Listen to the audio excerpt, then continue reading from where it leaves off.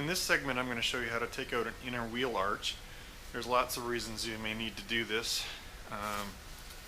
What I'm working on currently is getting at the air box for changing out my air filters, but there's also maybe it's access to something else, something on the engine side, or even the windshield washer bottle that's behind the panel on this side. So this isn't hard. As you can see, I've already got the car up on stands, and I've removed the under tray, so you could check out my 2 segments on how to do that. Just to point out, and I apologize that I'm wearing a mechanic's head camera, so the footage may be a little wacky, but I need both hands for this task. Here's how I found the state of my Headlight Adjustment Access Panel. Knocked open. I bet you that rattle's been driving me crazy and I never realized it. So since I'm here, take that out. Yeah. So there's one headlight right hand access panel removed. Okay, so getting the fender liners out is pretty easy. There's a bunch of screws, and we'll start with these ones down under the front air dam, and I've already got my under tray off. 1, 2, 3, 4 along here, and so these are all T30 Torx, and most of these clips are in plastic, so there's no way I'm going to use air tools with this.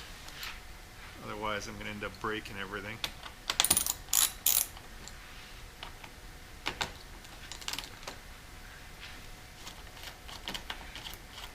So 10 in the wheel well, 4 down here on the wheel arch. Now, for those of you not trying to tear your whole car apart and explore like I am, I've read in the manual that you can just remove these 4 lower screws and a few of the inner wheel well screws if you're just trying to get to your air box, which is up under here. Alright. So before we do those 10 though, there's also a few at the back. You can see here that the fender well arch, the inner liner comes back around here. We actually have to take out this painted one here. It's got like a million road chips on it. And I guess pay attention, you know, this one will need to go back at this location.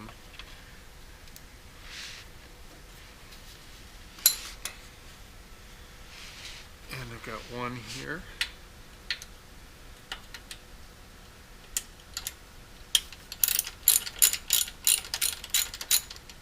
And one strange one that I hadn't noticed is this should be one of the special bolts. They say I'm T30s, but it's been substituted. So I'm guessing one of the shops has lost a bolt and replaced it or something. Just noticed this one I just took out, it's much highly more painted. My guess is that was the one that was there originally. Alright, so I'll have to get that one out with a wrench. So I'm going to keep rolling the camera, but this we can fast forward.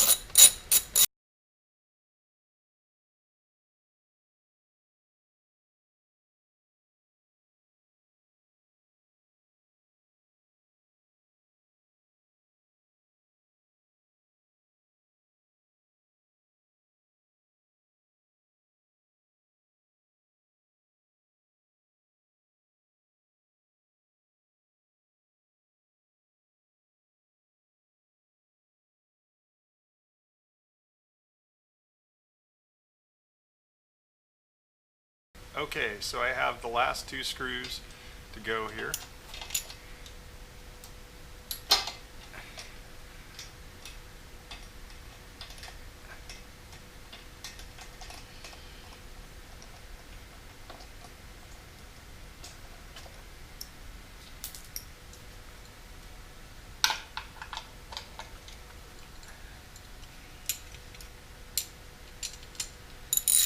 I guess it'd be good to point out at this point that the under tray needs to be off, or there's a If not, there's another, I don't know, half dozen of the screws along the under tray side, the bottom, that you'd have to take off if you were leaving your under tray on.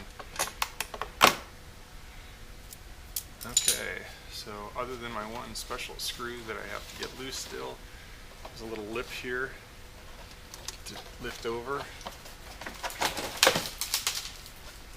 And start carefully bringing it down. Oh, missed one. Murphy's Law up here at the top.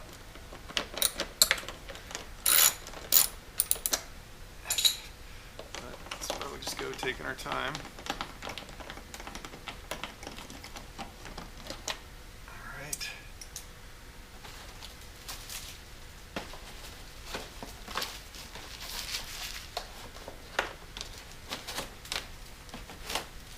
Okay. I need to take out my special wacky one, whatever got fitted here for whatever reason.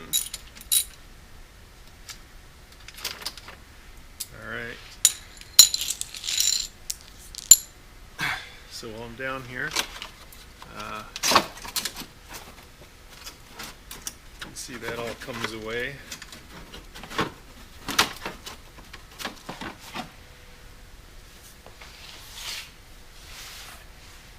Now it's just a little bit more of a careful finagling. Get the front to come free. There we go. This thing is large.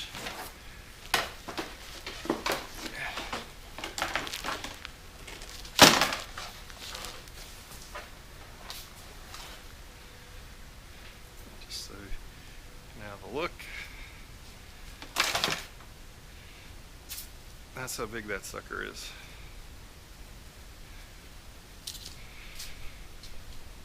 Even got some cool shark gills on that.